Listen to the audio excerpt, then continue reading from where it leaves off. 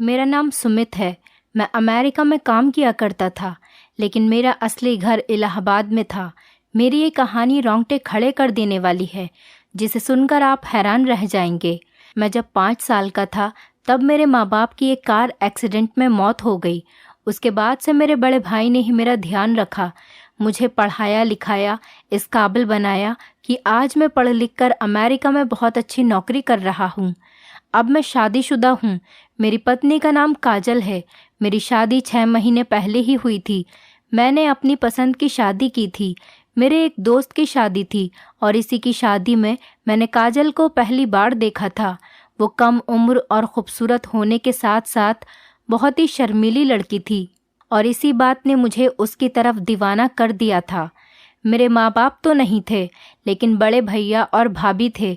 जैसे ही मैंने अपने भैया और भाभी को काजल के बारे में बताया, तो मेरी भाभी बहुत खुश हुई और कहने लगी, ये तो बहुत अच्छी बात है, मुझे भी किसी का साथ मिल जाएगा और तुम्हारा भी घर बस जाएगा। चलो अच्छा है, मैं लड़की ढूंढने के झंझट से भी बच जाऊंगी।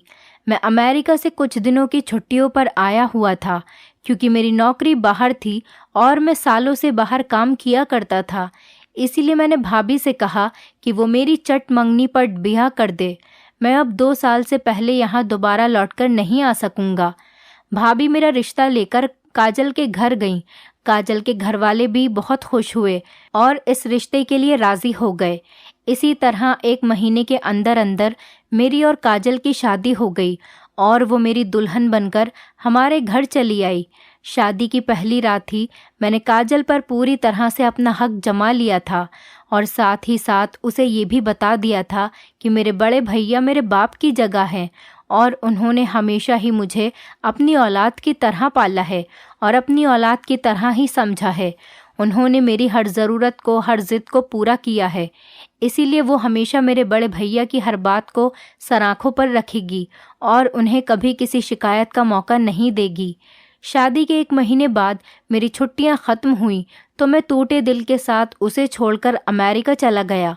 अपनी प्यारी पत्नी को छोड़कर अकेला ज़िंदगी गुजारने के बारे में सोचना भी एक मुश्किल एहसास सा लगता था और मुझे ये वक्त गुजारना था। मुझे 2 साल की जुदाई को हर सूरत में बर्दाश्त करना ही था। मुझे अमेरिका आए हुए 1 महीना ही गुजरा था और वो जब भी मुझसे फ़ोन पर बात करती, तड़प तड़प कर रोने लगती। उसकी रोती हुई आवाज़ सुनकर मेरी तो जान निकल गई थी। मैंने फ़ौरन पूछा, काजल बताओ क्या हुआ है, ऐसे क्यों रो रही हो? वो धीमे लहजे में कहने लगी, आप घर वापस आ जाएं, आपके बगैर मेरा गुजारा नहीं है यहाँ पर, मेरा मन नहीं लगता।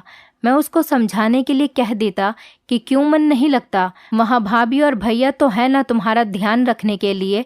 फिर भी वो रोती रहती और कहती कि तुम जल्दी से घर वापस आ जाओ। मुझे लगा शायद उसे मेरी याद सता रही है और इसीलिए ऐसी बातें कर रही है। मैंने उसे मोहब्बत से समझाया कि मेरा इस तरह बार बार वापस आना आसान नहीं है। मेरी नौकरी पर फ़र्क पड़ सकता है और वो मुझसे दोबारा इस तरह की बात न करे, क्योंकि मेरे लिए भी इस तरह से उससे दूर रहकर वक्त काटना मुश्किल हो जाता है। मेरी बात सुनकर वो खामोश हो गई। फिर दोबारा उसने कभी वापसी का कोई जिक्र ही नहीं किया और मुझे लगा कि सब कुछ ठीक हो गया है। मुझे काजल की और घर की बहुत याद सता रही थी। मैंने सोचा कि कुछ दिनों की छुट्टी लेकर वापस घर चला जाता हूँ। मैंने अपने ऑफिस में एप्लीकेशन लगाई। मुझे छुट्टियों की मंजूरी मिल गई। मैंने सोचा फ़ोन करके नहीं बताऊंगा कि मैं घर वापस आ रहा हूँ। मैं सबको सरप्राइज़ देना चाहता था। मैं अचानक से घर लौटा था। काजल को भी सरप्राइज़ देना चाहता था, लेकिन काजल की शक्ल देखकर तो मैं खुद सरप्राइज़ हो गया था। वो ऐसे पेश आ रही थी जैसे उसे मेरा आना बिल्कुल भी अच्छा नहीं लगा हो या फिर मेरी मौजूदगी में उसे यहाँ पर कोई परेशानी हो। काजल के चेहरे के अंदाज बहुत ही अजीब थे। भैया भी मुझसे मिलकर कुछ ऐसे ही पेश आए थे। भैया मुझे देखकर खुश भी नहीं हुए, बल्कि उन्होंने तो साफ लफ्ज़ों में कहा था कि तुम्हें इस तरह आने की क्या ज़रूरत थी, तुम्हारी छुट्टियों में तो अभी काफ़ी वक्त था। मुझे तो लगा था कि मेरी पत्नी और मेरे भैया मुझे देखकर बहुत खुश होंगे। उनके अजीबोगरीब सवालों पर मैं बहुत हैरान हुआ था और भैया से कहा कि मेरी तबीयत कुछ ठीक नहीं थी, मुझे घर की बहुत याद आ रही थी, इसीलिए मैं कुछ दिनों के लिए लौट आया हूँ। मैंने देखा कि मेरी भाभी घर में मौजूद नहीं थी। काजल ने मुझे बताया कि भाभी की तबीयत ठीक नहीं है, वो अपने मायके गई हुई हैं। ये सुनकर मैं काफ़ी परेशान हो गया था। मुझे भाभी से बहुत प्यार था। मैंने उनसे मिलने की बात की तो भैया ने मुझे रोक दिया और कहने लगे, वो तुम्हें देखेंगी तो यहाँ आने की ज़िद करेंगी। उसकी तबीयत बहुत ख़राब है, उसे कुछ दिन आराम करने दो। कुछ दिन बाद मैं उसे खुद वापस ले आऊँगा। भैया की बात सुनकर मैं रुक गया। काजल हर वक्त घर के कामों में ही बिजी रहती थी और जब रात को कमरे में आई तो उसके अंदाज वैसे नहीं थे जैसे कि मैं उम्मीद कर रहा था। काफ़ी दिनों बाद मैं लौटकर उसके पास आया था और वो बिल्कुल नॉर्मल सी पेश आ रही थी। ना ही उसके अंदर जज्बात की कोई तड़प थी और ना ही मिलन की तमन्ना। वो मेरे बराबर में आकर आंखें बंद करके लेट गई, जैसे सोना चाहती हो। शायद वो किसी बात पर मुझसे नाराज़ हो और इसीलिए मैंने उसे मनाने के लिए उसकी तरफ अपना हाथ बढ़ाया, लेकिन उसने तो बहुत आसानी से मेरा हाथ झटक दिया और कहने लगी कि मैं बहुत थक गई हूँ, प्लीज़ मुझे सोने दीजिए। ये कहकर उसने कमरे की लाइट भी बुझा दी। मेरे सारे अरमान मिट्टी में मिल गए। मैं खामोश रह गया। जिस औरत के लिए मैं अपनी नौकरी दांव पर लगाकर वापस आया था, उसे तो मेरी कोई परवाह ही नहीं रही थी। जिस अंदाज में उसने मेरा हाथ झटका था, मेरी इज्जत को बहुत ठेस पहुंची थी। इसीलिए मैंने खुद उसकी तरफ से मुंह फेर लिया और सो गया। लेकिन आधी रात को मुझे ऐसा महसूस हुआ जैसे काजल बिस्तर से निकलकर कहीं बाहर गई हो। कमरे से अटैच ही बाथरूम था, फिर वो बाहर कहाँ गई थी मुझे समझ नहीं आया। और फिर ख्याल आया कि कहीं ऐसा तो नहीं कि वो मुझसे ज़्यादा नाराज़ हो और इसीलिए कमरे से निकली हो। मैंने भी तो जान पूछकर उससे कितने दिनों तक उससे दूरी इख्तियार कर रखी थी। मैं उसके पीछे पीछे कमरे से बाहर निकला तो वो मुझे भैया के कमरे में जाती हुई दिखाई दी। रात के इस वक्त भाई के कमरे में उसका क्या काम था, जबकि भाभी भी घर में नहीं थी। मैं सोच में पड़ गया था। मुझे अपने भैया और काजल दोनों पर ही बहुत भरोसा था, इसीलिए मेरे दिल में एक बार भी उनके खिलाफ कोई बात नहीं थी। और मैं भैया के कमरे की तरफ बढ़ गया कि शायद वो किसी काम से वहाँ पर गई हो, लेकिन कमरे के दरवाजे पर पहुँचते ही ऐसा लग रहा था जैसे मेरे पैर जंजीर से बंध गए हों। कमरे के अंदर से आती आवाज़ों ने मुझे हिलाकर रख दिया था। मैं सोच भी नहीं सकता था कि मेरी पत्नी मेरे पीछे इतनी घटिया हरकत भी कर सकती है। मैं चाहता तो उसी वक्त कमरे के अंदर दाखिल होकर काजल और अपने भैया को रंगे हाथों पकड़ लेता, लेकिन ऐसा करने से हर रिश्ते का भरम टूट जाता और मैं इस भरी दुनिया में अकेला रह जाता। इसीलिए मैंने सब्र से काम लिया था और सोचा था कि मैं काजल के मुंह से सब कुछ जानकर रहूँगा कि आखिर उसने मुझे छोड़कर आधी रात को मेरे भैया के कमरे में जाना क्यों ज़रूरी समझा। मैं कमरे में जाकर वापस बैठ गया और फिर काफ़ी देर के बाद जब काजल वापस लौटी तो मुझे जगा हुआ देखकर उसके चेहरे का रंग बदल गया। मैंने उससे पूछा कि तुम कहाँ पर गई थी, तो वो घबराकर कहने लगी कि मैं हवा खाने के लिए ऊपर छत तक गई थी। उसके झूठ ने मेरा शक यकीन में बदल दिया था, क्योंकि मैं जान गया था कि वो मेरी आंखों में धूल झोंक रही है। लेकिन मेरे भैया ऐसा कैसे कर सकते थे? वो तो मेरे सगे भाई हैं, जिसे मैंने अपने बाप का दर्जा दे रखा था। और मेरे भैया अपनी पत्नी से बहुत मोहब्बत करते थे। वो अपनी पत्नी को धोखा नहीं दे सकते थे। तो फिर आधी रात को मेरी पत्नी और उनके बीच में क्या चल रहा था? मेरी भाभी अपने मायके क्यों गई हुई थी, जबकि आज तक कभी मैंने अपनी भाभी को मायके में रहते हुए नहीं देखा था। मेरे अंदर एक तूफान जाग रहा था और इस तूफान को इसी वक्त थमना था जब सच्चाई पूरी तरह खुलकर मेरे सामने आ जाती। मैं पूरे 3 महीने से यहाँ नहीं था और उन 3 महीने में मेरे पीछे यहाँ क्या कुछ हुआ था, ये सब कुछ देखते देखते मुझे 15 दिन गुजर गए। मुझे ये सब कुछ जानना था, लेकिन उससे पहले मुझे अपनी पत्नी को अपने भैया के कमरे में जाने से रोकना था। अगले ही दिन मेरी पत्नी आईने के सामने खड़ी होकर तैयार हो रही थी और मैं बिस्तर पर लेटकर उसे अपनी आंखों से देख रहा था। मैं उसकी नज़र में एक सोता हुआ इंसान था, लेकिन हकीकत में तो मैं जाग रहा था। रात को इस वक्त अपनी पत्नी को तैयार होता देखकर मुझे हरगिज़ भी खुशी नहीं हो रही थी, क्योंकि मेरी पत्नी मेरे लिए तैयार नहीं हो रही थी, बल्कि उसकी ये तैयारी तो मेरे बड़े भैया के लिए थी। मेरा वो बड़ा भाई जिसे मैंने अपने बाप का दर्जा दे रखा था। मेरी पत्नी आधी रात को इसके कमरे में चली जाया करती थी और मैं ये बात अच्छी तरह से जानता था कि वो वहाँ क्या होता है।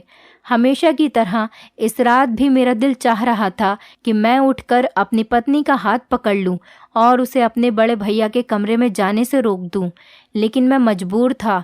मेरे पास उसके सिवा और कोई रास्ता नहीं था कि मैं अपनी पत्नी को अपने बड़े भाई के पास जाता हुआ देखूं, क्योंकि उसे रोकने की जुर्रत का अंजाम बहुत ही भयानक होने वाला था। मेरी पत्नी काजल की उम्र सिर्फ 20 साल की थी।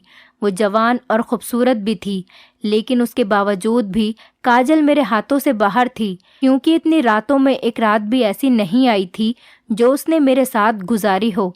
मैं हर रात उसे पाने की हसरत लिए बिस्तर पर पड़ा रहता था और वो मुझे नज़रअंदाज करके कमरे से निकल जाती थी। मेरे भैया उसके साथ कैसा ही सलूक क्यों ना करते, लेकिन वो वापस नहीं आती थी और सारी रात उसी के साथ रहती थी। आज भी वो जिस तरह तैयार हुई थी, मेरी नज़र उसके खूबसूरत वजूद पर जमी हुई थी।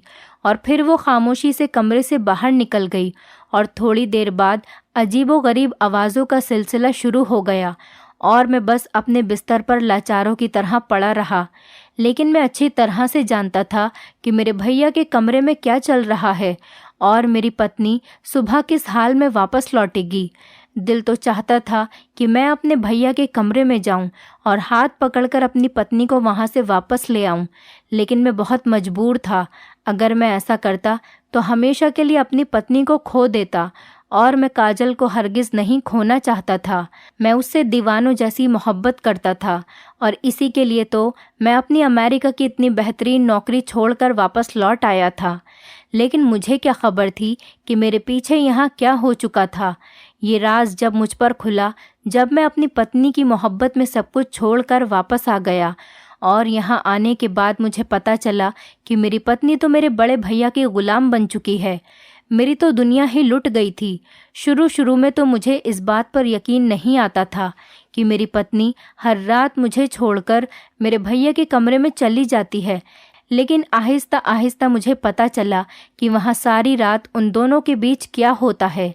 एक पति होने के नाते मेरी बर्दाश्त से बाहर था, लेकिन फिर भी मैं सब कुछ बर्दाश्त करने पर मजबूर था। मेरी पत्नी को कमरे से गए आधा घंटा भी नहीं हुआ था और मेरे बड़े भैया के कमरे से आवाज़ आने लगी थी। अपनी बीवी की ऐसी आवाज़ सुनकर मेरी आंखों में आंसू आने लगे थे कि मैं अपनी पत्नी के साथ ही समझौता देख रहा था, लेकिन कुछ कर नहीं पा रहा था। मैंने सब्र का घूंट पी लिया था। शायद यही मेरा मुकद्दर था और यही मेरा नसीब। सुबह के वक्त जब काजल अपने कमरे में बुरी हालत में और लड़खड़ाती हुई वापस आती थी, मुझे ही पता होता था कि वो किस हाल में वापस लौटी है, लेकिन उसके बावजूद मैं अंधा, बहरा और गूंगा बिस्तर पर पड़ा हुआ था। और फिर वो खामोशी से मेरे पास लेट गई, जैसे रात कमरे से बाहर ही नहीं निकली हो। और मैं भी अपनी जगह अनजान बन गया था ताकि हमारे रिश्तों को बचा सकूं, क्योंकि इस रिश्ते को ख़त्म करना मेरे बस में नहीं था। फ़िलहाल मेरे पास नौकरी भी नहीं थी, क्योंकि अब तो मैं सब कुछ छोड़कर अमेरिका से वापस लौट आया था। इसीलिए आधे दिन बाद बिस्तर से निकला। काजल मुझसे पहले उठकर घर के कामों में बिजी हो गई थी और न वो मुझसे नज़र मिलाती थी और ना ही वो किसी तरह की बात मुझसे किया करती थी और ना ही मैं।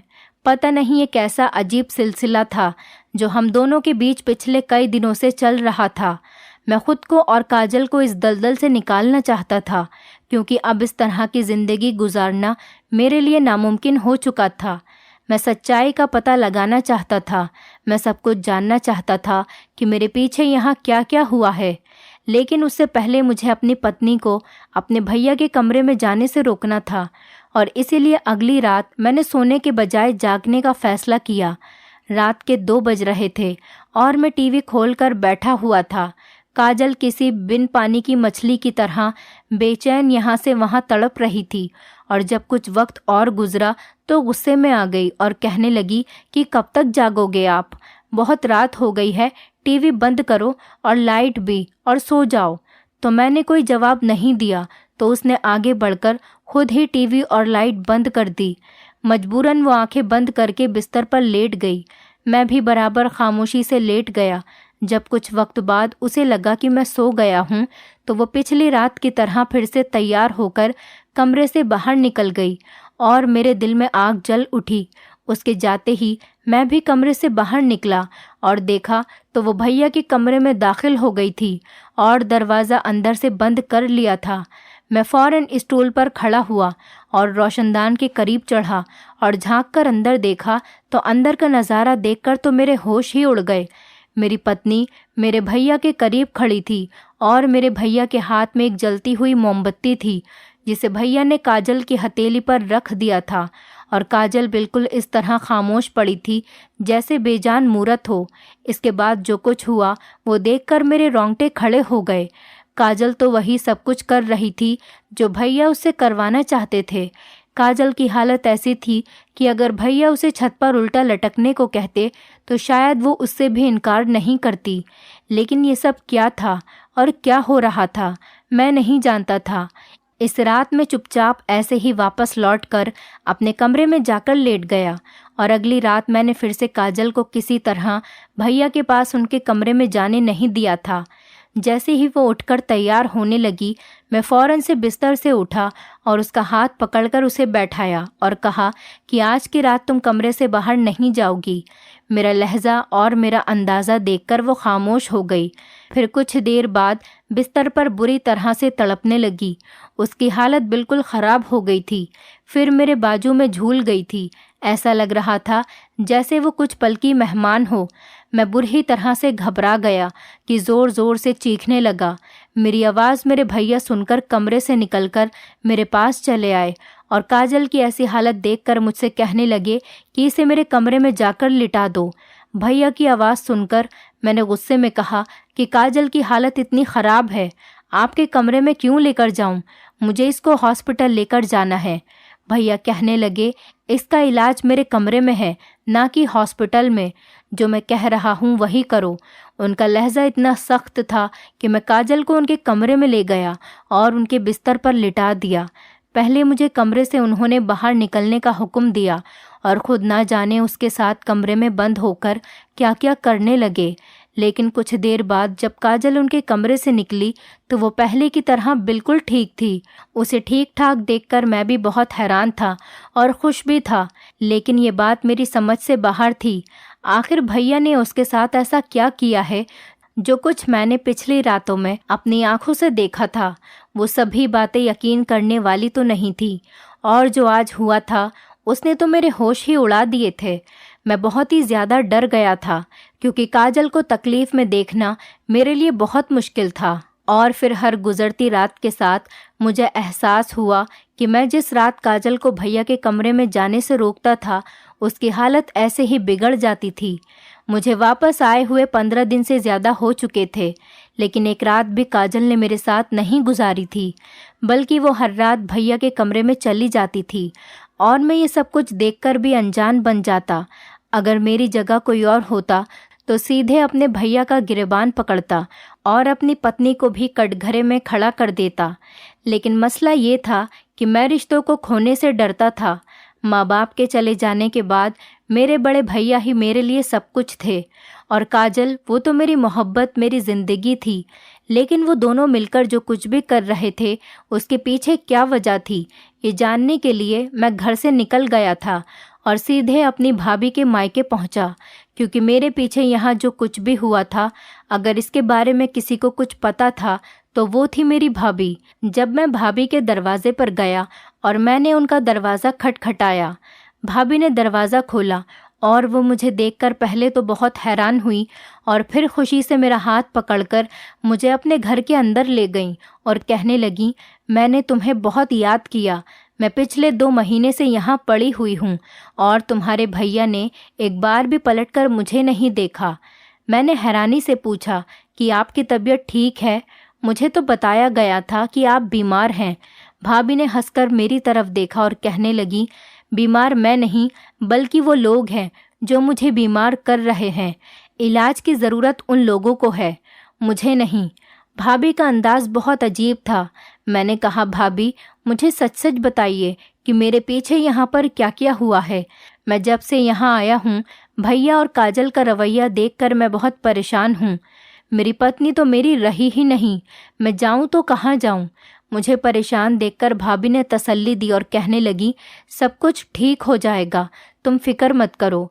और फिर भाभी ने मुझे एक ऐसा राज बताया जिसे सुनकर मेरे रोंगटे खड़े हो गए। जो कुछ मैं देख रहा था वो वैसा नहीं था जैसा मुझे नज़र आ रहा था। सारी हकीकत जानकर मेरी तो जान ही निकल गई थी। आज भाभी के पास आकर मुझे पता चला कि सब कुछ ठीक नहीं हुआ था, बल्कि पूरी तरह बिगड़ गया था। भाभी ने बताया, एक दिन जब मुझे काजल ने रोते हुए फ़ोन किया था। दरअसल वो बहुत ज़्यादा परेशान थी क्योंकि भैया ने उस पर जादू करवाना शुरू कर दिया था और उसकी तबीयत बहुत ज़्यादा ख़राब रहने लगी थी। मेरे भैया मेरी शादी नहीं करवाना चाहते थे क्योंकि मेरे भेजे हुए पैसों से वो शहर में अपने नाम की जायदाद बना रहे थे और वो नहीं चाहते थे कि मेरी फैमिली बने। इसीलिए उन्होंने मेरी शादी तो करवा दी, लेकिन मेरे अमेरिका वापस जाने के बाद भाभी मेरी पत्नी को भैया के नापाक इरादों से बचा नहीं पाई और भैया ने मेरी पत्नी को कई तरीकों से तंग करना शुरू कर दिया था। लेकिन जब काजल तकलीफ़ बर्दाश्त करती चली गई तो उन्होंने काले जादू का इस्तेमाल शुरू किया और काजल को अपने काबू में कर लिया। आधी आधी रात को वो काजल को अपने जादू के आसार में करके उस पर पढ़ाई करते, कभी उसका हाथ जलाते तो कभी उसको पढ़ पढ़ कर तकलीफ़ देते और इसीलिए उसकी ऐसी आवाज़ें निकलती थीं। लेकिन वो कभी भी भैया के खिलाफ नहीं जाती थी। भैया उस पर काला जादू कर रहे थे जिससे वो ज़िंदगी भर के लिए ना सिर्फ उनके गुलाम हो जाती बल्कि वो बे औलाद भी रहती। भाभी ने भैया को रोकना चाहा तो भैया ने उनकी बात नहीं मानी और इसीलिए भाभी ने गुस्से में घर छोड़ दिया था। भैया दौलत के लालच में इस कदर अंधे हो गए थे कि उन्होंने सारे रिश्तों को एक साथ दांव पर लगा दिया था। काजल भी हर रात इस जादू के असर में उनके कमरे में पहुंच जाया करती थी और जिस रात नहीं जाती थी उसकी तबीयत बिगड़ जाती थी। ये सब सुनकर मेरी जान निकल गई थी।